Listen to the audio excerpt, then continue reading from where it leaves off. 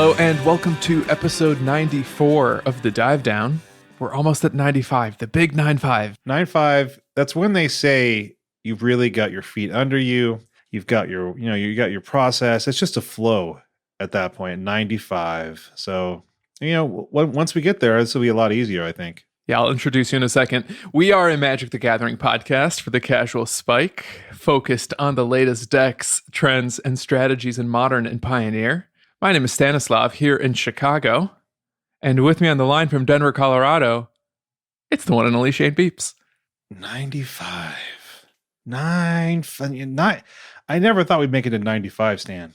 I have a note here from like 2 years ago where I wrote down 94 is going to be the last one. Well, it's still fun though. I mean, 94 is when a lot of shows have hung up the spurs, but I think, we're gonna keep riding this horse along the Western Plains to get the gold. They say it's the curse of the 9-4. Yeah. I mean, it's Curly's Gold, Legend of Curly's Gold. Is that City Slickers 2? It's the curse of the Nuevo Cuatro. That came out in 1994, I think. And it was all downhill from there. You mean Billy Crystal's career? I think Culture. It peaked, and now we're just in the Nadir. I think Culture peaked with Space Jam. I was just watching the episodes of The Last Dance that I have not seen yet. And it was the Space Jam episode. And surprisingly, I would have made like at least 3 episodes about Space Jam, but it was like less than 1. I thought the Space Jam coverage was minimal at best. Bummer. Dave is out this week. So we're just going to talk about Michael Jordan and Space Jam content. Yeah. I'm a Monstars man myself. Dave sold all of his Magic cards. We're very mad at him. Yeah. So we're in a fight. Yeah. He was just like, I'm out. I'm going to be a Keystone. Keyforge. Keystone is something else. I think that's they a do beer. like this. They do like the ice slab, like ice cream thing, right? No, that's Blue Bunny. Oh, okay. Keystone Conery. Yeah, Dave said he doesn't like playing Bolt Snap Bolt decks anymore, so he doesn't care about his cards. And he built a Star Realms cube. That's cool. There are other deck builders out there. Man, Stan, that's actually a good idea. We should do a bonus episode about other deck builders. What have we been thinking? It's so obvious. But on this week's episode, you've got just the two of us. Just the two of us. I've done this gag before. I think we'll make it if we try. We'll be talking about done this gag before. Gonna interrupt my friend. Done this gag before. It's not the end. We'll be talking about recent events, as well as our recent playtesting experiences in Modern and Pioneer. And then we're going to have an extended wind down. We figured we would make the most out of Dave's absence, and we invited the Dive Down Nation, the patrons, to ask some very personal and leading questions. We knew we couldn't fill up the usual like hour 45, hour 50 with just us. Because, we usually end up taking, about what, 25, 30 minutes each in like the main part of the episode. And like, without Dave, I don't want to just spin my wheels. So it's like, hey, let's just answer some questions. He really does monopolize the conversation with his wisdom, doesn't he? My God, he's so wise. But no longer. He sold it all. Yeah, I feel like Dad left us home alone and we get to go hog wild and man, I'm going to watch Meatballs in the basement. Use the Schwartz, Shane. That's Spaceballs. Oh. But don't worry, we're still going to feature everyone's favorite section, even in Dave's absence. It's housekeeping. All right. Stan, we have no new patrons this week, but it's okay because, everyone's so generous all the time. It's ridiculous. We appreciate all of the existing citizens of the nation, but if you'd like to join the Dive Down Nation, become a citizen, even $1 a week, that's the entry level. You get immediate access as soon as I see that email pop up to the super secret Slack server. We've had a little bit of a love fest in there recently. People have been talking about how other areas of their Magic communication, sometimes Twitter gets a little strained, sometimes other Discords get a little argumentative. But I like to think that I believe this. I said this is that the Slack is the best part of the podcast. It's what I'm most proud of. The content of the podcast, whatever. Having an awesome community of people to talk about things is even better. And we finally broke down and made the arcade, the video game channel. Yeah, that's right. So people are happy. You know, it's an interesting point that the Slack is the best part because like the Slack is there when we're not recording or listening. Like it's just always live. I can always check in on the Slack at any time of day or night because we have some fans and friends from Europe who keep it alive like between midnight and 6 a.m., which I think is when Dave usually wakes up and starts moderating. Yeah. I love when like the European friends are like, "Good morning." And we're like, "What are you talking about?" Yeah, it's like 11:30. I should be in bed. But again, check out patreon.com/thedivedown, all one word. You can see what we offer at different tiers. And again, thanks to all of you who have already joined. Yeah, also thanks to some new reviews this week from Vishar and Box Cutter and Spooky Molder. Yeah, it's I almost missed you, Spooky Molder. We get all of our review so there's a site out there called Chartable, right? And it's cool for podcast people because you can kind of see where you are in various charts, and like it kind of consolidates all of the reviews, even from like Apple Podcast Germany, which for whatever reason we don't see and stuff like that. So anyway, Spooky Molders was on regular old Apple Podcast. I just happened to see it this week, and it wasn't on Chartable. I almost missed you. I'm glad we found you, Spooky Molder. If you'd like to support the show while playing Magic, check out manatraders.com. It's a service that lets you rent Magic Online cards. And if you use coupon code TheDiveDown, all one word, when you sign up, you'll get 15% off your first 3 months of a Magic or a ManaTraders subscription. Hold on. You're telling me that you can rent Magic Online cards, Doc? What happened to your voice? The Flux Capacitor what? Magic Online cards? Shane is shocked to find out that ManaTraders is out there. Yeah, I've been buying them and selling them from private sellers. That's very time consuming. Yeah, you don't have to do that anymore. You can just use ManaTraders. You upload a deck.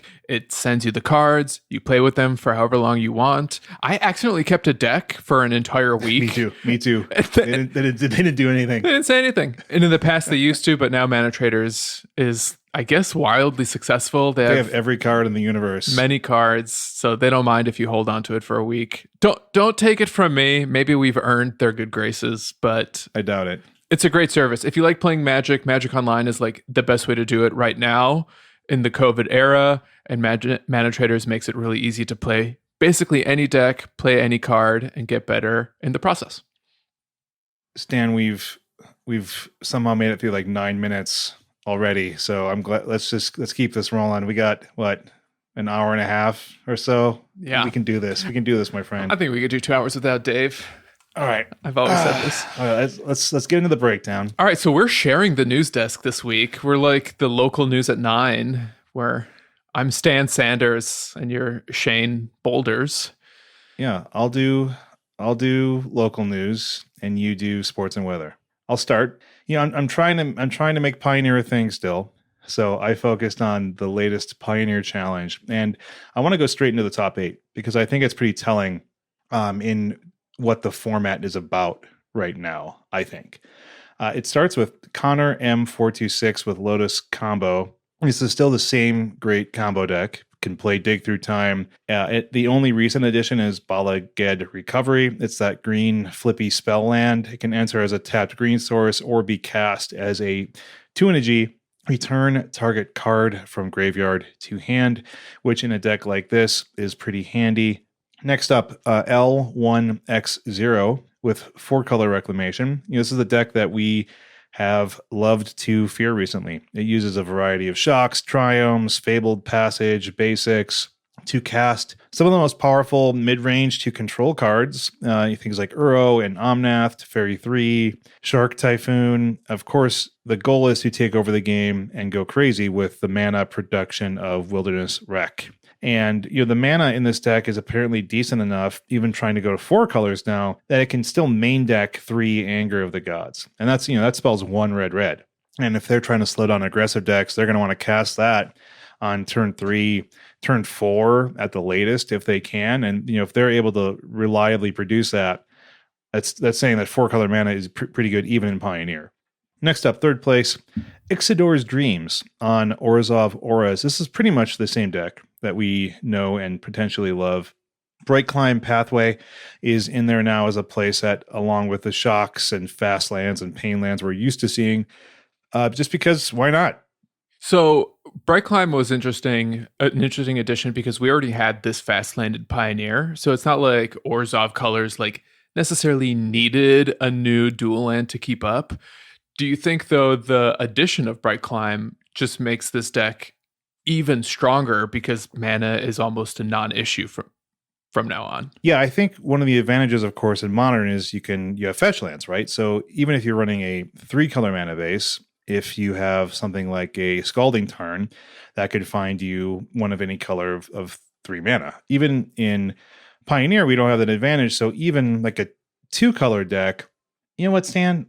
I don't think that metaphor even works. I think it's just so obvious that you're going to run this, right? It's like you're just going to do it because it's such an easy land to run that it doesn't hurt at all. There's no pain involved. You're going to get one color that you need. And it's not like the black is a little bit less important than the white in this deck, typically, I think. So it's just like, let's just run it like we can. I want to be able to have my selection early on. It's just like basically a wild card basic land. It's like the exact perfect free painless basic you need for whatever situation, at least when you play it. Yeah, it's just they're good.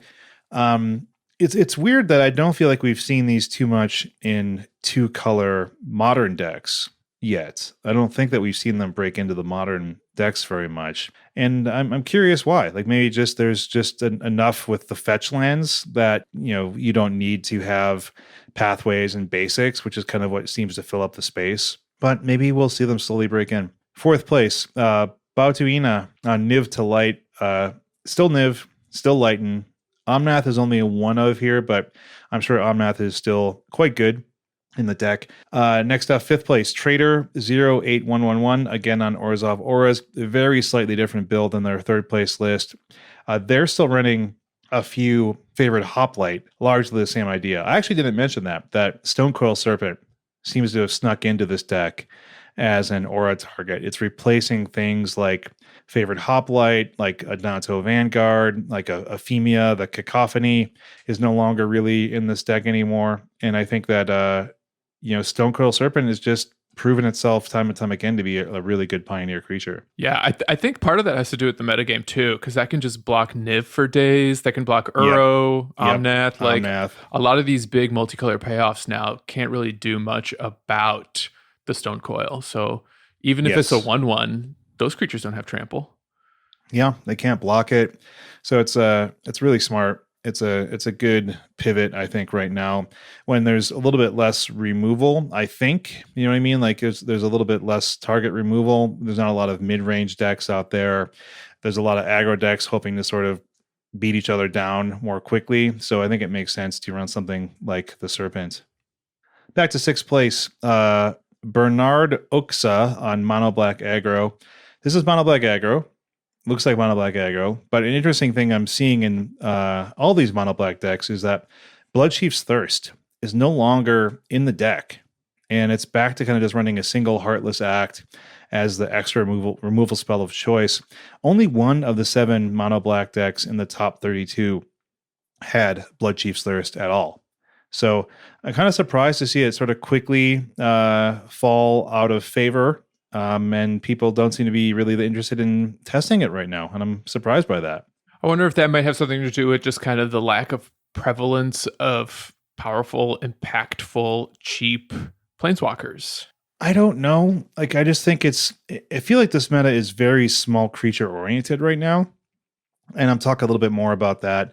But I think that it would make sense to me that Mono Black would want maybe a little bit more interaction, but maybe they're hoping to be able to sideboard into that a little bit more. But there's still, I don't see Bloodchief's Thirst even in the sideboards very much. So like, maybe it's a little bit more Heartless Axe or things like, Legion's End or something like that. But I'm a little bit surprised I'm curious to see if Bloodchief's Thirst is sort of just gone from decks like this, or if it's sort of going to be, like you said, maybe it comes back into favor when Planeswalkers are more viable and more part of the meta. Remember Eliminate? No. Yes. That was like the core 21 card that it's destroys a creature or a walker. Yeah, that was popular briefly. Yeah.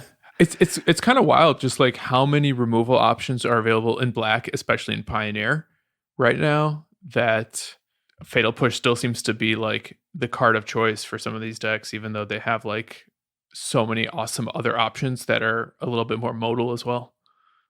Probably because you need that just like that quick 1 mana, but in which case like Heartless Act, is it offering enough modality by like occasionally removing like counters off something or just being like a simple no nonsense removal spell for a lot of the format? I don't know. We'll find out. I really am curious about Bloodchief's Thirst just simply being so quickly shoved aside in mono black aggro by 6 of the 7 pilots in the top 32 here. So maybe they know something that I don't. 7th place, an Honest Thief on Lotus Combo. Same general idea as our winning deck, of course. Not too many varieties of ways to build Lotus Combo, at least in my eyes, but I'm not even close to an expert on this deck.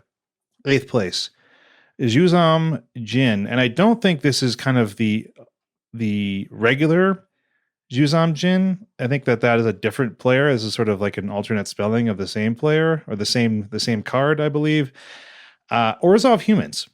This is a newer deck. It's been pushed to the forefront a bit recently by Ross Merriam, host of Pioneer Cast, of course, and all around good player. It's one I actually wanted to test for this week. I didn't have time to. Spoilers a little bit there. But what this really is like a really aggressive white-based human sort of white weenie deck, and it splashes black for General Kudrow and some number of dire tactics.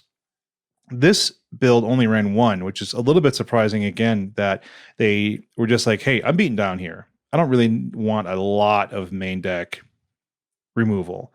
And what dire tactics is that unconditional white-black instant exile spell if you control a human. So if you have a human, white-black, exile target creature. If you don't control a human, what you lose life for the CMC, something like that, I think is correct. But of course, in the sideboard, you're going to find more spells like Thoughtseize to fight the combo decks, Fatal Push for like the opposing creature decks, and more dire tactics because why not? It's such a good card in a human shell like this. I think this is a potentially quite good hyper aggressive white weenie deck that probably deserves a little bit more testing in the format. All right, going back a little bit to what I said earlier, let's look at this larger metagame of the top 32 and see what it says about the format. We have 7 mono black aggro, 4 Orzhov Auras, 3 Lotus Combo, bunch of 2-ofs, Wilderness Wreck, Niv 2 Light, Naya Winota, 4-color Omnath, Jeskai Luka, Rakdos Pyromancer, and then a bunch of other little 1-ofs, right? So things that we aren't seeing are kind of like those oops all spells like I talked about last week. And a little bit surprising to me is no spirits.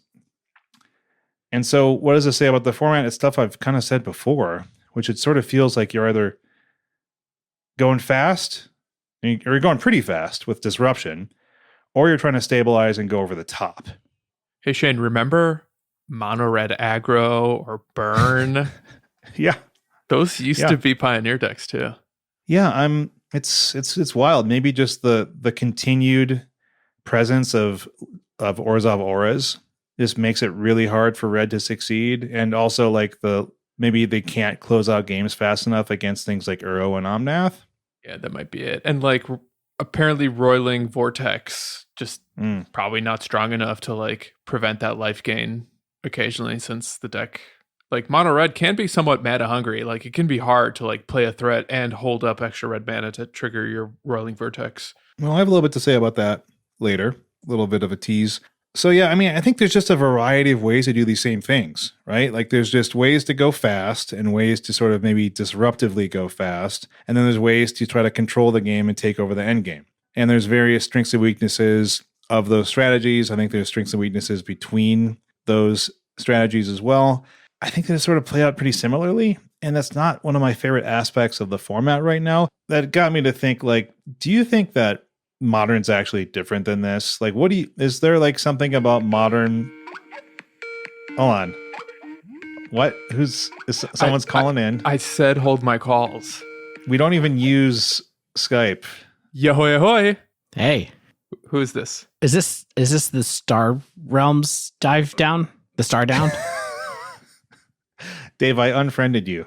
What? Yeah, unfriended you. Why? Because I heard through the Slack that you sold all your magic cards and are now a Star Realms man. I don't even know what that is, to be honest. Then why'd you buy all those cards? I just thought it would be a good speculation opportunity. I wanted to get in on the ground floor, like I did with Wyvern back in 1995. I got a box of Wyvern. Anybody want to open that on a VOD on my Twitch? I'm still trying to offload like these 300 Keyforge Series 1 decks. I hear you. No, I didn't sell my cards. I had a work thing that I thought I had to do and then suddenly did not have to do. I'm going to have some words with Joe.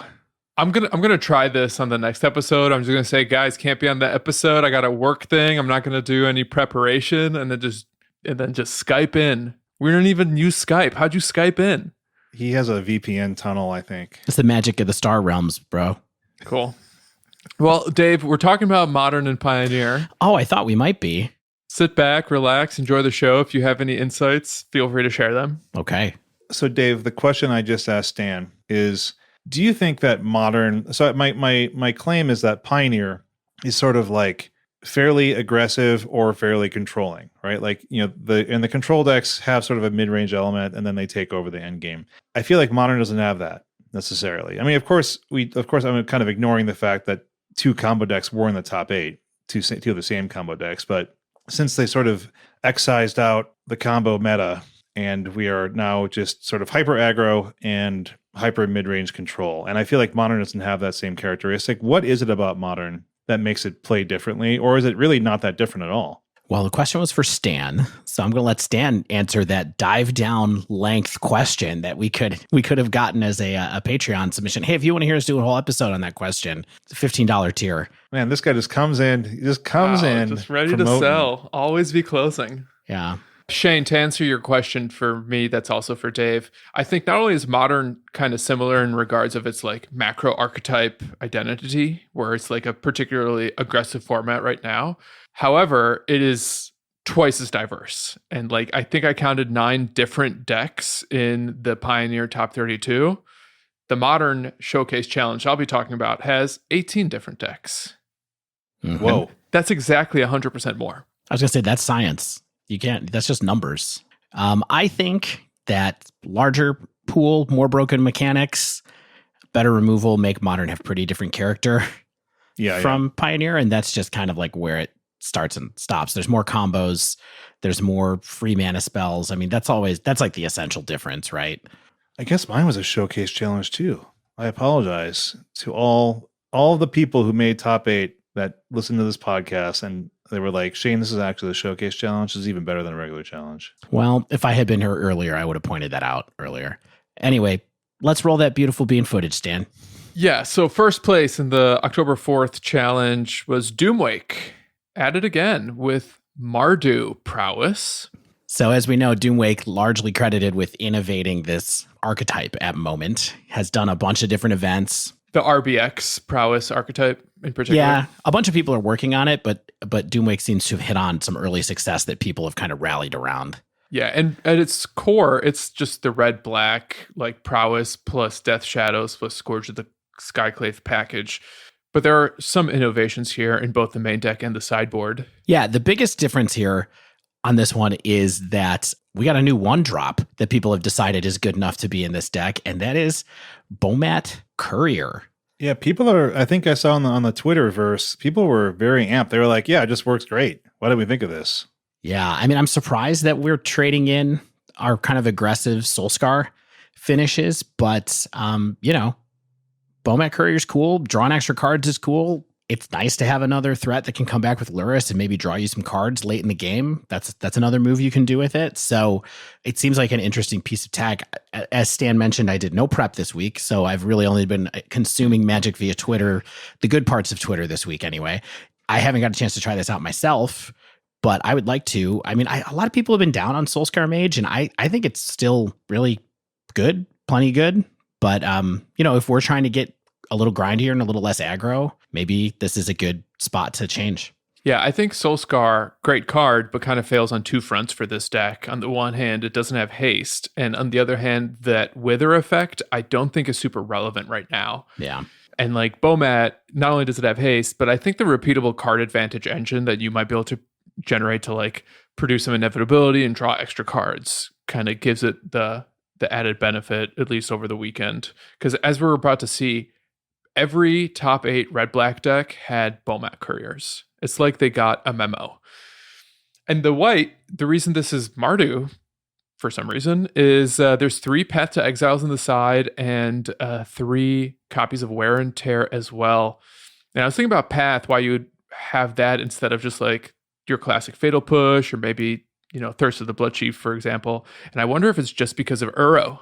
Like Uro being this ongoing threat that gains life, potentially killing your Scourge of the Skyclaves while just kind of existing, makes it really important to answer that as quickly as possible for some of these red-black decks. Yeah, I mean, I think so. The other big thing to note here is that one of the other main deck cards that's out of favor right now with Soulscar Mage going is Lava Dart. People don't seem to be running Lava Dart at moment either. So, in second place, we got Fejat, Feyhat. I don't know if it's a soft J. Fayet with Green-White Titan. So we talked about this deck a little bit in the past, and it had kind of come up as like this Green-White Titan deck that was also running Aether Vials. No more Aether Vials here. And instead, it's a little bit more toolboxy. I suppose it always was, but we have more toolbox just kind of options now. So we have 2 copies of Skyclave Apparition. We got a copy of Archon of Emeria, Remnant Excavator, Tireless Tracker, Knight of Autumn. But otherwise, this just is like Titan Field in a new shell. Because you still have your 4 Primeval Titans, you still have your 4 Dryad of Elysian Grove, and then just like a bunch of cards to activate Valakut. A bunch of lands. I think I was running 31 lands. I still haven't played against this deck. I haven't like seen its ceiling. Weird deck, keep being weird is kind of how I feel about this one right now. I have not played against it either. Haven't gotten around to trying it. Maybe we should put it on the list. We haven't retreaded Primeval Titan in 85 episodes. Maybe it's something to think about. It's not the best timed thing, but third placed Moyashi 0904 on 4-color Uro pile. This is everything but black. So we have 2 Omnaths main. I noticed that at least in this top 32, the Uro piles were the only decks running Cryptic Command currently. There was no Azorius control in the top 32, which kind of just leads me to believe that like Uro is again the best shell for a blue-based control package in Modern. At least if you want to play like Force of Negations and Cryptic Commands, you probably want to find a way to incorporate an Uro strategy in that. Fourth place, another copy of Red-Black Prowess. It's just Red-Black, no paths here, but we are seeing Bomat. These decks are also playing Unearth again, as well as a couple of Seal of Fire, which had fallen out of favor. This week they're back in. It's just a 2 of...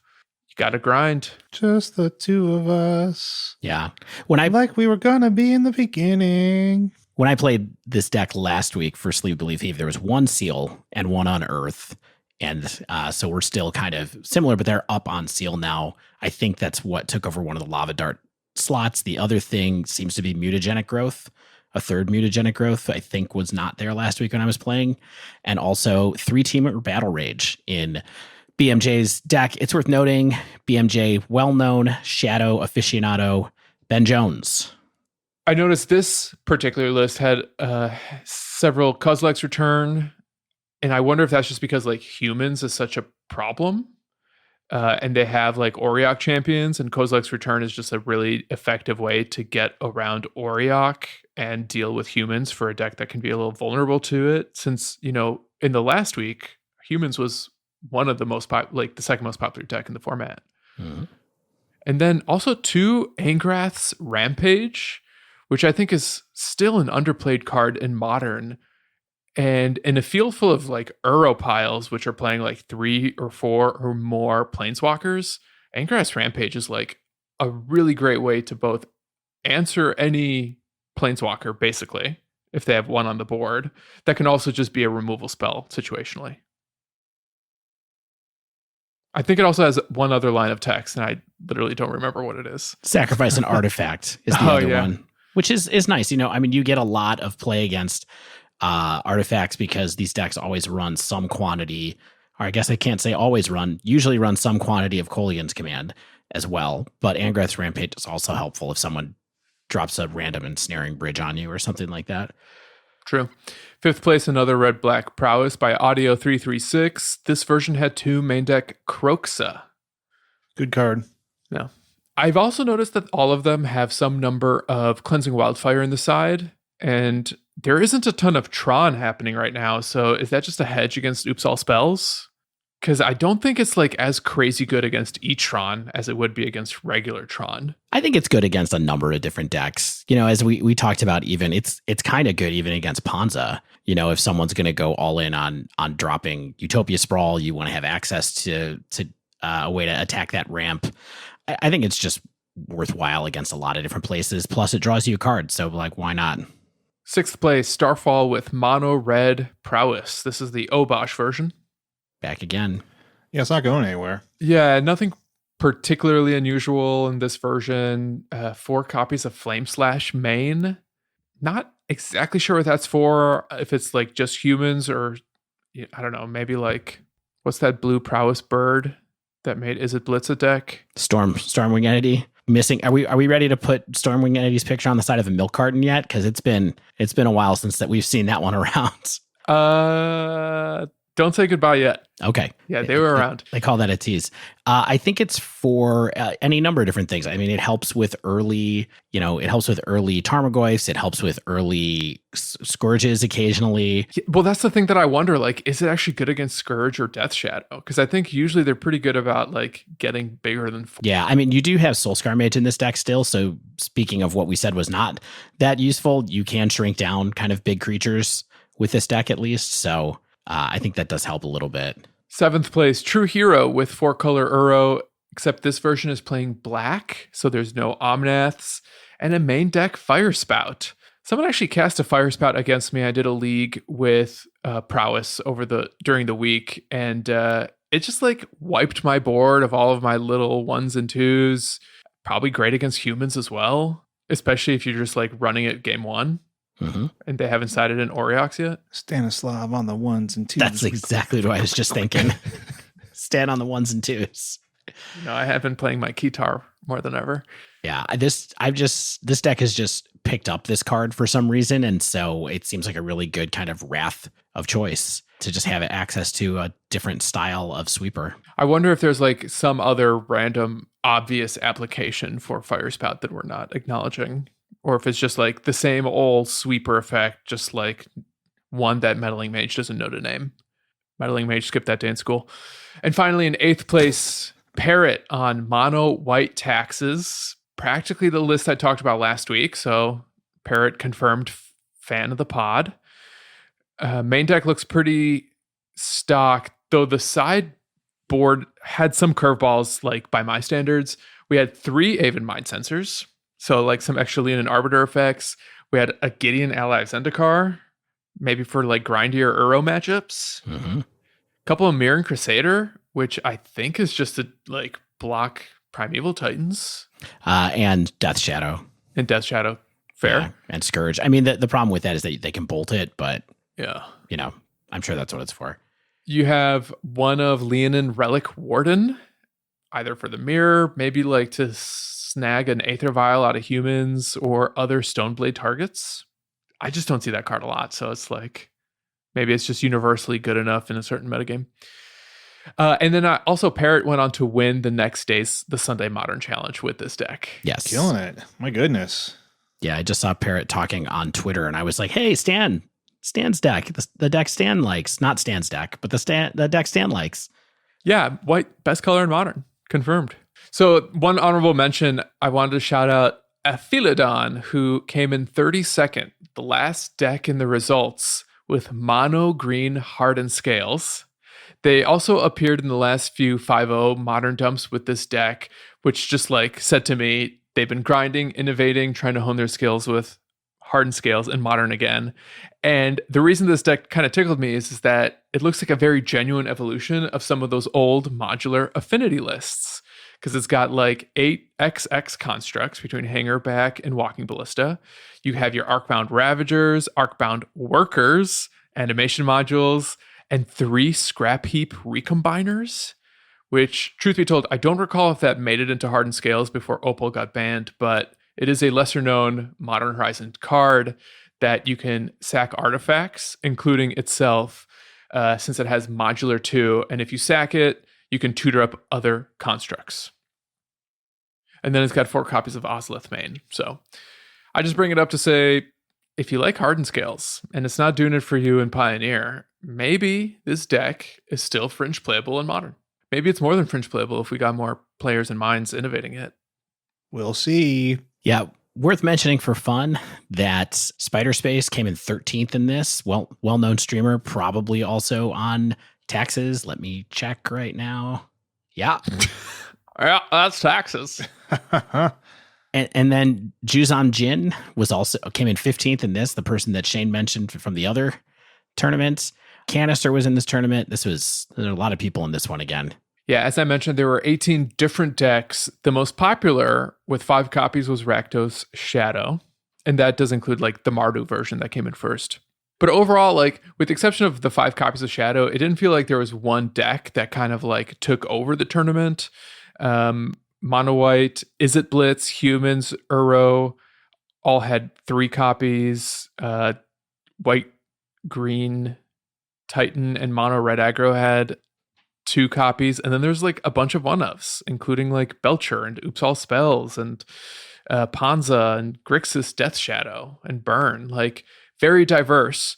But if you start to look at kind of like these macro archetypes and break them down by like aggro, mid-range, control, and combo, aggro is everywhere. Of the 32, 18 of these decks were very aggressive builds.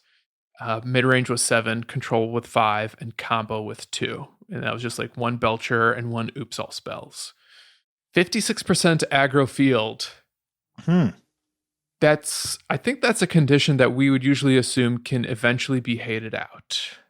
Agree or disagree?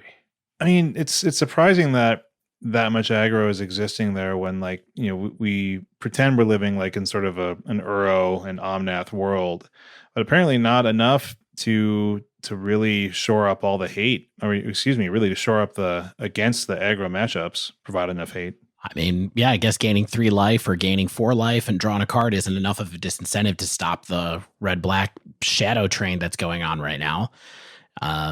People seem to like the deck. It's still popular for people to talk about on Twitter. People are innovating on it, obviously, and a lot of good players are picking it up. Even people who I think are a little more kind of Grixis-y than they were like Jundi Shadow people. But, you know, that whole cabal are people who just love to play with Death Shadow. And so I'm sure there's a lot of people who just go wherever the archetype is the best. Just seems good right now.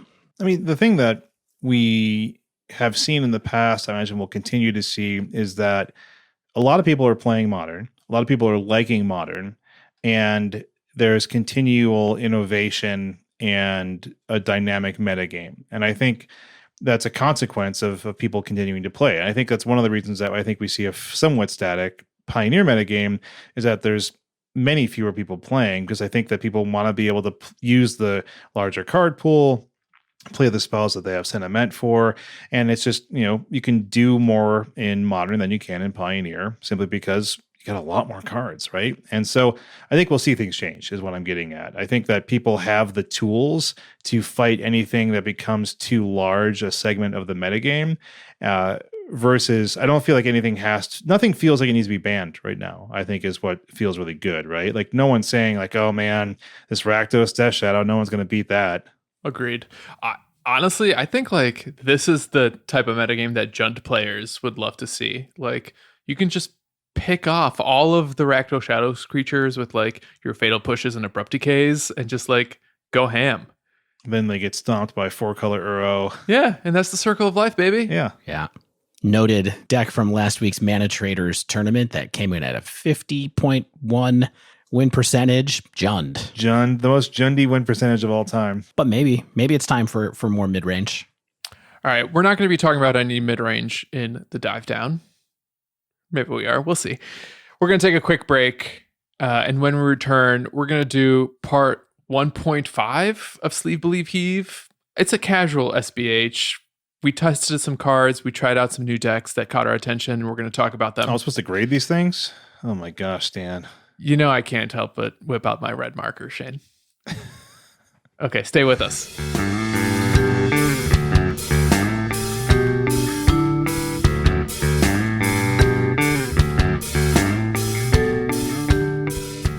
Dan, I gotta say, I'm still hopeful for Pioneer. And what do you say to me about it?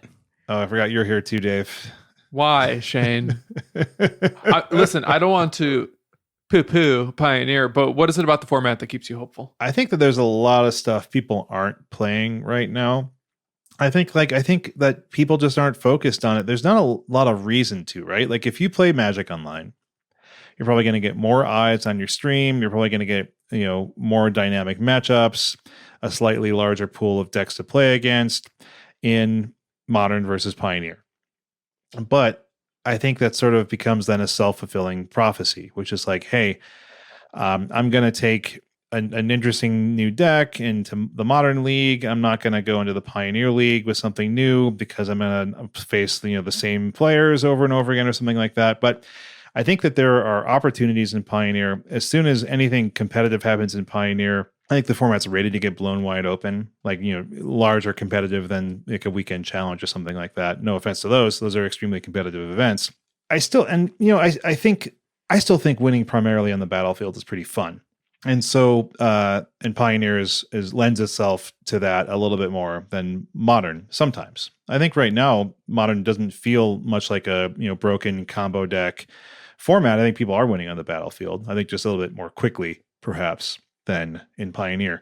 So what I did this week, I looked at some of the decks that are existing sort of on the edges of the format. Players that I respect have been promoting these decks. And then one deck that I wanted to test but haven't had the chance to play just yet until this week. So let's start with Gruul Aggro. And this, of course, has always been an appealing aggro deck, right? It's just seemed a little bit outside the power level of the rest of the format. And there have been a number of reasons for that. I think that the builds are still inconsistent and they haven't been refined by like this regular community of players that keep grinding with it. I think the relative power level of like going fast and being aggressive versus the rest of the field has been up and down. And then, of course, I may have mentioned this, the allied Gruul mana base of Pioneer. Can I also mention something I know about Shane? He has a history with Gruul aggro decks in Magic. And like last week, I was like, Shane, you're known for 3 decks. I wonder if this is actually like the 4th deck that I know you for. It's definitely like the first deck that it's a deck that got me into Magic pretty hard. It's like what I latched on to in Standard, like Con Standard. I played a lot of Gruul and had some success with it. It was pretty fun. And it's definitely been something in the back of my mind. Should we tell the story? What? We can just cut to a question. Should we tell the story about Gruul aggro? Yes. So the first tournament, one of the first tournaments that Shane ever went to that was like not an FNM. We went to a PPTQ together, which is a preliminary Pro Tour qualifier, which then got you to the regional Pro Tour qualifier. I will keep this short, but Shane ended up top 4ing this tournament. It was like his first competitive tournament he ever went to with Green Red Monsters. And he was playing against another podcast host that many people might know by the name of Andrew Beckstrom. A much better player than me. He wasn't quite as amazing as he was one of the top. He was one of the players invited to be in the MPL. Yes. Yeah. And so he was no slouch even then though. Yeah. So this is 2015. He'd already been on Pro Tour. Anyway, Shane's in the top 4 playing against him. First time he's ever played against a pro player or anything like that. And Shane had him on the ropes and then cast a Storm Breath dragon in his second main phase. Yeah, that creature has haste. And then said, go. And that was the end of Shane. Yeah, there's a lot of misplays in that semifinal. I was definitely tilting a little bit, just in nerve tilt. Yeah, what do you expect? First time to get that far? That's tough. Did you win that tournament or did you lose in the quarters? Oh, no, I lost to Beckstrom He very lost badly. Immediately after that happened. That was it. That was the nail. Yeah, the end. Yeah, so yes, Dan, I do like Gruul decks, and so I was excited to test this one out again. The release of the Pathway lands, of course, makes the allied mana bases in Pioneer instantly improved. I don't think they're quite on par with the full suite of options that the enemy colors have, but the allied decks, the ones that got Pathways at least, in Zendikar Rising, are a lot better, and people are checking them out again. And with the Pathways, of course, Gruul has been popping back up. A variety of builds have been showing up. Even the first Pioneer Challenge that had Zendikar Rising cards, it won. It took first place.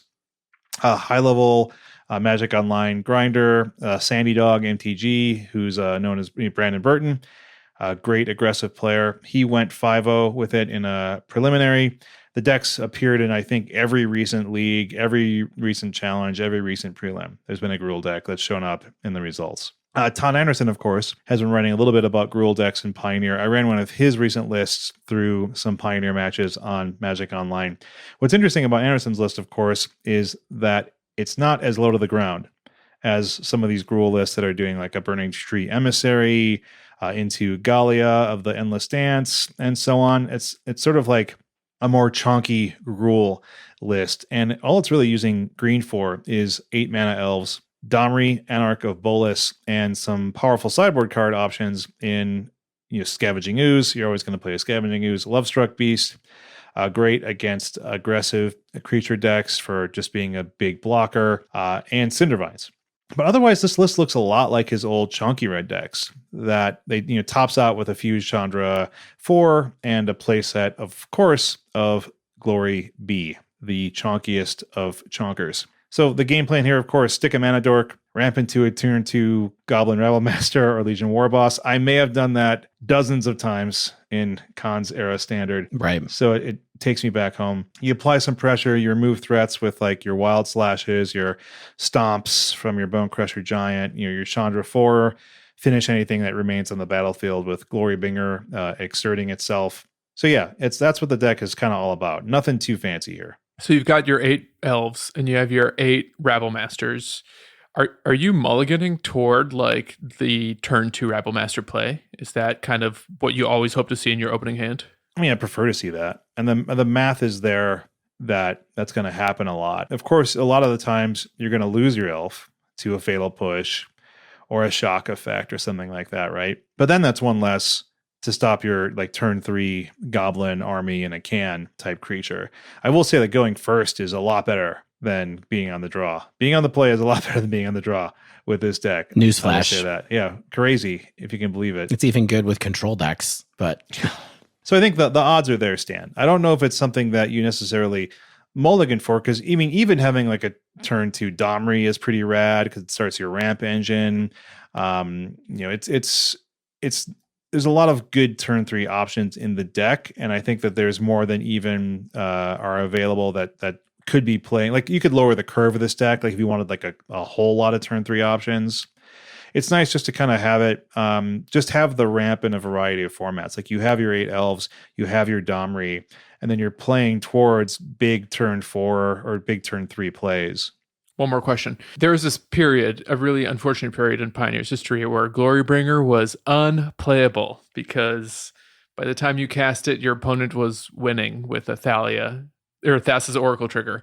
How does Glorybringer feel now in the games you cast it? Like, is it worth the slot? I thought it felt really solid. Like when I cast it, I was probably either like winning the game with the damage in the air or removing a problem creature simultaneously. Like, either I was getting their life total low or I was swinging in and removing like a Spell Queller or an Omnath or a Spawn of Mayhem or whatever, you know what I mean? So like there's a lot of 3 to 4 toughness creatures that Glorybringer interacts pretty well with if you need to exert it. And otherwise it's just attacking in the air to kind of get the last bit of damage in if you need to. I think the deck feels really solid, right? Like the Gruul mana finally feels good. I'd still be hesitant to try to run things like triple green Steel Leaf or like triple red Goblin Chain Whirler or something like that. Like the deck runs a pretty light splash of green, honestly, but you still really want to be able to have a turn 1 source for your mana elves. So I think that I'm happy to report that Gruul mana is, I think, there, at least in Pioneer. Thanks to the pathway specifically. Oh yeah. Yeah. 100%. I also really like Domri quite a bit, honestly. I think his static turns like my mana dorks into semi-legitimate threats. It's sped the clock up by making all the goblin tokens like 2/1s. It provided ramp and fixing, like if you really needed it. It could even be like a reusable removal spell at times. So I really think Domri works well with the deck, and it's a good reason to be in Gruul. Simply because it's something that you can never run this in mono red, but you probably always would want to if you could. Yeah, something that stood out to me about the list you were playing was that it had relatively few even CMC cards main. And it just made me wonder whether you could eventually like cut your 4-mana Chandras and maybe like your one of Shatter Skull Smashing to play Obosh. It doesn't necessarily pump up your tokens off all of your goblins because those are even CMC, but it makes the goblins like Rabblemaster itself like crazy strong. Cooperates nicely with 3-mana Domri and like even makes your dorks fight a little harder. I mean, I think that's a cool idea. I feel like that Obosh is perhaps better in decks with more burn reach, because then you're just like doming people with your finishing burn spells like super hard versus having to win on the ground like this deck mostly does, because it doesn't really have a lot of burn. It has sort of interaction with Wild Slash, interaction with your Bone Crusher Giant being Stomp. I think what it's really trying to do is provide enough targets for removal that something eventually sticks, like whether it's a Rabblemaster or a War Boss or like a Glorybringer or something like that, and finish with it. But yeah, I mean, I think you also would have to lose like some of your powerful sideboard pieces. Like Scavenging Ooze is just so valuable, right? And you can't run that. Yeah, and Cinder Vines too, I noticed. But yeah, I mean, I don't think that's like a deal breaker type card. It does. I mean, Cinder Vines is one of those cards that like makes you not lose to like a Lotus Field type deck, though, right? So yeah, you'd have to make some concessions. And Chandra is just really good. I mean, it's hard to say no to Chandra 4. She's a very powerful planeswalker. Yeah. Say yes to Chandra 4.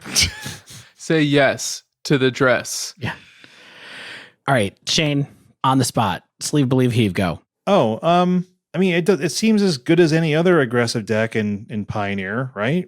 Like, it's like, how do you pick between these? If you track your stats and you're like, okay, I'm at 53% with this deck and it's something that you like playing, then yeah, do it. Just give me a word. Sleeve it. You think this could take down a Pioneer challenge? It already did. It'll do it again. I don't know about the Chonky one versus the more aggressive one. I think that remains to be seen. Okay. Shane, you played multiple decks. You got another red deck here in Pioneer. I do. Where did you get all this time? Can I have some of your time?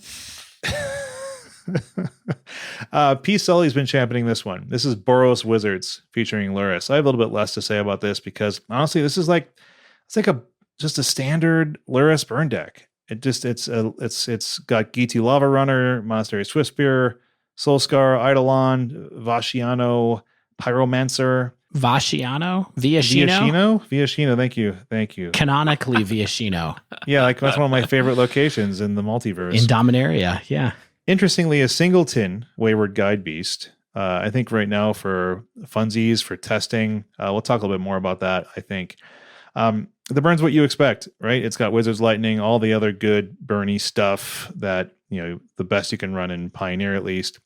Singleton Needle Verge Pathway here, right? Like you could run more, and you would if you weren't running 4 Chained to the Rocks, because you want to keep your Mount Hands. If Chained gets cut, he says that he'd just be running the full play set of Needle Verge Pathways. Note that there's only 10 mountains in this deck. That's part of why there's only 4 Sacred Foundries and 6 mountains. So it is tough to go below that if you want to get Chained to work a lot. Yeah, exactly. Yeah, the neat thing about Needle Verge is like, or at least this deck in general, unless you're trying to get Luris online, you really only need one white source for your Boros charms, and then everything else can be red.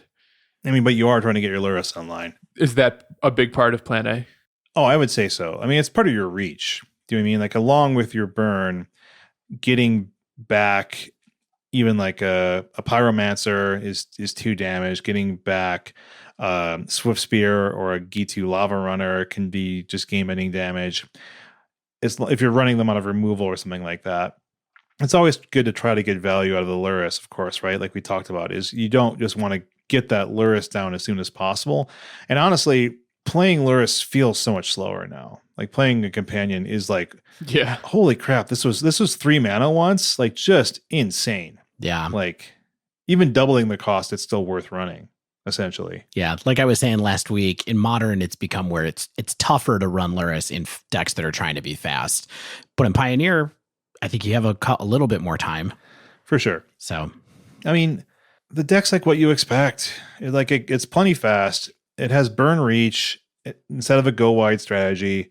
I generally prefer burn reach in a lot of my decks because it lets you worry a little bit less about sweepers, and it lets you worry a little bit less about having multi-creature synergy. And you notice that's kind of a complaint of mine in other decks where it's like, well, yeah, I needed to have this survive in order to like do this, or like if my creature got removed, then my entire strategy was sort of disrupted.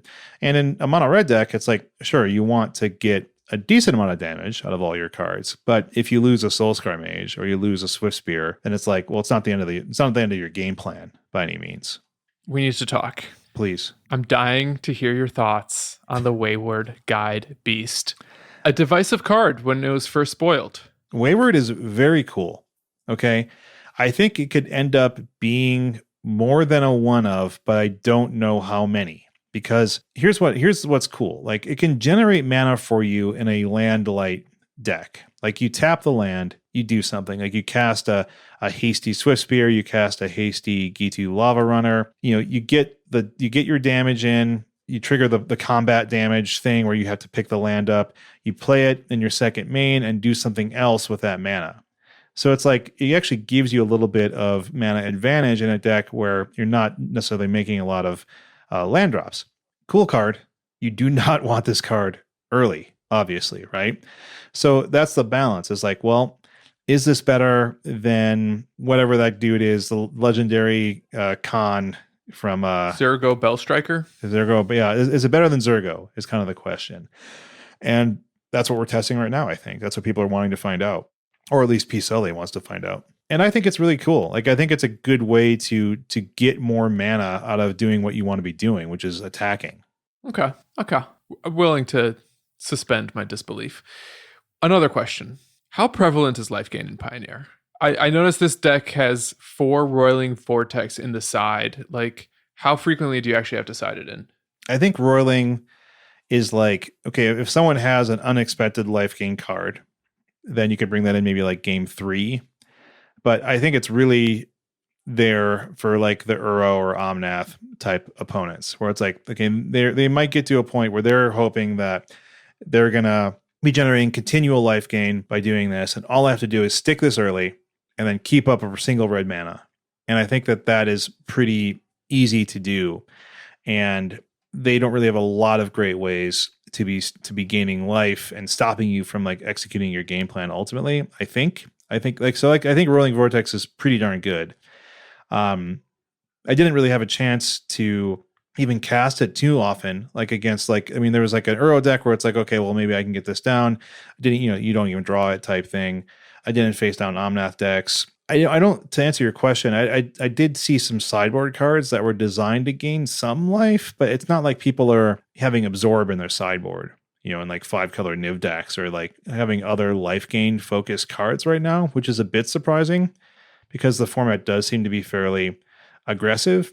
But I think they're trying to combat that with things like Anger of the Gods or other sweepers that 5-color Niv gives access to, or the 4-color decks and things like that. So I think it's not that scary to face on life gain. The life gain that I probably would be most afraid of is like the Orzhov Horus decks, right? Because they just can get such a huge life linker where it's like, well, how do I deal with this? Hopefully Rolling Vortex. Pioneer doesn't really see a lot of Blessed Alliance or Life Goes On.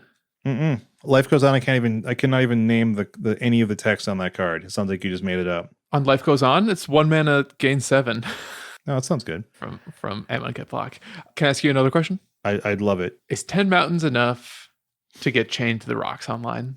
That seems a little conservative. You know what I did? I went to Stat Trek. I went to the Hypergeometric. Dave is like, oh yeah, rubbing his hands. Like if you want, I think what you really want chained to the rocks for is like something like an Uro or an Omnath or like a Niv, something that like, you want to get rid of turn 3, turn 4-ish. And you have like an 85 to 90% chance to have a mountain. by that turn. So I'm comfortable with those odds. And the choice would be right. Like, am I shaving down that needle verge pathway to have one more mountain type thing? And I think the math is pretty good on that use case. Earlier it is tougher, right? Like if you're saying like, I want to have a turn 2 Chain to the Rocks, then that's not as good and your odds are a little bit worse. But I think you're not trying to use a Chain to the Rocks on something like that. You're trying to use like maybe a burn spell or just attacking through and making them block or eat 4 damage off of like a prowess up Swift Spear or something like that. And I guess you do have Light Up the Stage, so your deck has some velocity. Yeah. I mean, yeah. Light Up the Stage is sweet. Yeah. I actually like Light Up the Stage in this deck a little bit more than some other decks that run it, because you frequently can get in more damage pre-combat, which I like. Like having pre-combat damage is really important for Light Up the Stage, because then it's also like 2 prowess triggers, which is good. And also a way to like get 2 cards in your graveyard for an early Gitu Lava Runner, like haste and damage bonus. So I think it's nice in that fashion. I always love a deck that I don't feel like I'm continually casting Light Up the Stage post-combat. Did you guys know that Light Up the Stage is on the list? Oh, is it? Yeah. I don't know why I find that amusing. Yeah, but so this deck, I mean, again, I just wanted to like sort of talk about another aggressive deck, but I don't have anything interesting to say about it. Like it's like another aggressive red deck. It's the closest you can get to playing Modern Burn, or Modern Prowess, perhaps, like in Pioneer. Shane talks for 10 minutes about a deck and then says he doesn't have anything interesting to say about it. That's good. All right. Sleeve Believe Heave. Sleeve minus. Sleeve minus. Okay. I mean, if it was as good as so there's 2 options here, right? Like one is that it's a deck that Patrick Sullivan is like, hey, I'm winning 70% of my games, but I'm also like one of the better red mages that I know of, right? And the other option is it's not as good as he thinks it is, right? And so like I would probably lean towards the fact that maybe people are sleeping on it because there's not as many. If like, it's one of those self-fulfilling prophecies where it's like, I'm not seeing it, so I'm not going to play it. Yeah. And then like people like P Sully can be like, yeah, I'm going 4-1 every league and farming tickets. Mm-hmm. And there's probably a little bit of each. Like I like playing this style of deck a lot. Like this is in my wheelhouse. It's my kind of way to begin and end a game, and I will likely play it again. So it's a sleeve minus, potentially just a sleeve. But I've talked so much. Stan, I want to hear what you were playtesting this week. I wonder if I could spend as much time talking about one deck as you spent on 2. I know you can. So I played Modern, my favorite format, and I played Jeskai Fires. But it's not that Jeskai Fires. Oh no, this is Jeskai Wildfires. This is a deck that friend of the show, well-known streamer, unofficial 4th host, Pro Tour playing Everett Mohan, aka Aspiring Spike, published this list to his Twitter account last week. It's just like Jeskai tempo. Yeah, and to be clear, I played a Jeskai Wildfires deck for one of our first episodes where we talked about Zendikar Rising, but that was Control. Mm-hmm. And this deck is different in what ways, Stan? Yeah, this is not a control deck. This is a proactive, like Stoneforge, Jeskai burn deck, practically. So much so that it has one super surprising card in it that we don't see a lot these days, and that is, you're going to save it for later? Are you talking about Cleansing Wildfire? No. I'm talking about a different card with fire in the title that you don't see all that much these days in Modern. Oh, are you talking about Tribal Flames? I am talking about Tribal Flames. Wow, that was really clean, guys. Are you picking up what I'm putting down? No. Not even a little bit. I meant to say Tribal Flames when I said Cleansing Wildfire, but I was looking at the deck list and I think my brain neurons got crossed or fried. I've been eating so much cheese lately. It can't be good for me. Right. Okay, so in the spirit of like a sleeve, believe, heave mentality, what are the new cards here that I'm actually testing? This had 2 Seagate Stormcaller, one of my callouts from Zendikar Rising. After hating on it, Everett's running it out, huh? Or testing it at least. Testing it at least. It's got a little mini combo in this deck, which I'll get to in a minute. Deck also featured, as I mentioned, 4 copies of Cleansing Wildfire. And running it back from last week, just apparently I haven't had enough of it, Singleton Maul of the Skyclave. Should we do our fan favorite beloved Sky Maul bit? Favorite things to shop while we're on a plane? Yeah, we got to innovate. We can't do the same The same bits every week. Okay, so what's the plan here? What's this deck trying to do? Because it's not a pile. And I think this deck is trying to basically answer or ask a handful of very specific questions. One, how do you get the most value off of Cleansing Wildfire plus Flagstones of Trocare? That's a combo. It nets you extra mana. It cantrips. What's the best thing we can do with that interaction? Question 2, what's the best spell to copy off of a Sea Gate Stormcaller? Like, if you're just going to get like a free spell off of that, what do you want to get off of that? Well, Stan, I might be stealing some tech here. What do you think about Lightning Bolt plus CK Stormcaller? It does the job. Yeah, I mean, I'll say it's good, but it's not as good as Tribal Flames off of a Seagate Stormcaller, I would guess. But whoa, we'll see. That's about ambitious. That. We'll see about that. I would say that Lightning Bolt, it's neither the best nor the worst card to copy with it. But it's good enough. It'll finish the job. Like when you literally need to bolt someone and you don't have the snap, but you got the storm. That's a good combo too. Bolt, snap, bolt. Yeah, write that down. It's on my knuckles, remember? Finally, the last question that I think this deck is trying to answer. What's the best creature to attach Sky Maul to? Last week we thought maybe it's Flicker Wisp.